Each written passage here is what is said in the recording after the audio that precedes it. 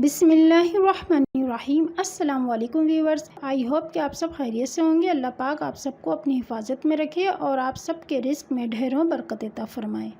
आज मैं आपके लिए खीर की एक ऐसी रेसिपी लेकर आई हूँ जो कि सिर्फ़ और सिर्फ 10 मिनट में बनके तैयार हो जाती है, जबकि चावल वगैरह की खीर बनाने के लिए काफ़ी टाइम लगता है। और ये खीर बनाना बहुत ही आसान है और इतनी लजीज होती है कि खाने वाला बार बार इसको खाने की फरमाइश करेगा और आप बार बार बनाने पर मजबूर हो जाएंगे। तो आइए फ़ौरन से खीर बना लेते हैं। खीर बनाने के लिए यहाँ पर मैंने पैन में सबसे पहले 1 टेबल स्पून देसी घी डाल दिया है। आप इसमें आम घी या बटर भी डाल सकते हैं।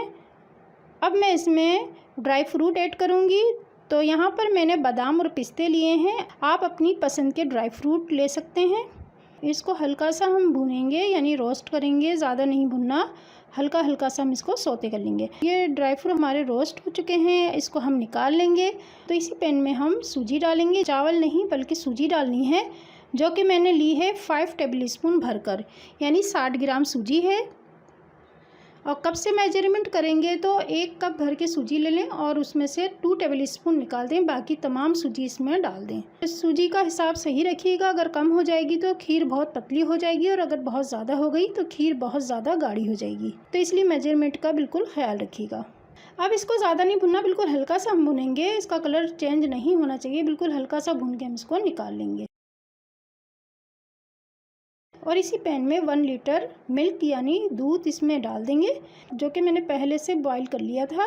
अब मैं इसमें 4 टेबल स्पून मिल्क पाउडर यानी खुश्क दूध भी डाल दूंगी। इससे खीर का टेस्ट बढ़ जाता है। अब इसको मिक्स कर लेंगे। जब दूध उबलने लगे तो इसमें हम सूजी ऐड करेंगे।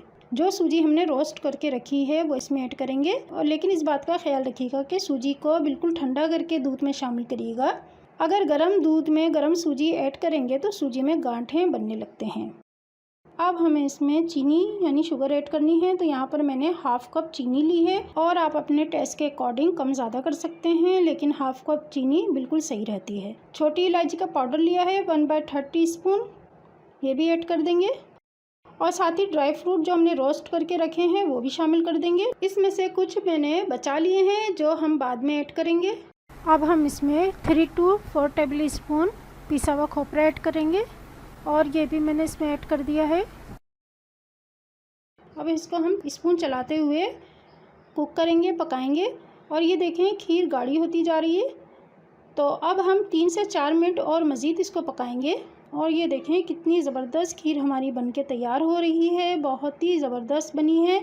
और ये बिल्कुल चावल की खीर की तरह तैयार हो चुकी है और ये बहुत ही मज़े की बनी है। सिर्फ 10 मिनट में हमने बहुत ही आसान तरीके से खीर बना ली है। तो ये रेसिपी बनाकर सबको हैरान कर दें। तो ये बहुत ही मज़े की खीर बनती है, इसको ज़रूर ट्राई कीजिएगा और वीडियो को लाइक और शेयर ज़रूर कर दीजिएगा और चैनल को सब्सक्राइब कर दीजिएगा। साथ ही बेल आइकन को ज़रूर प्रेस कीजिएगा ताकि मेरी कोई भी रेसिपी आपसे मिस ना हो। अपना बहुत बहुत ख्याल रखिएगा, दुआ में ज़रूर याद रखिएगा। अगली वीडियो तक के लिए अल्लाह हाफिज़, अल्लाह निगहबान।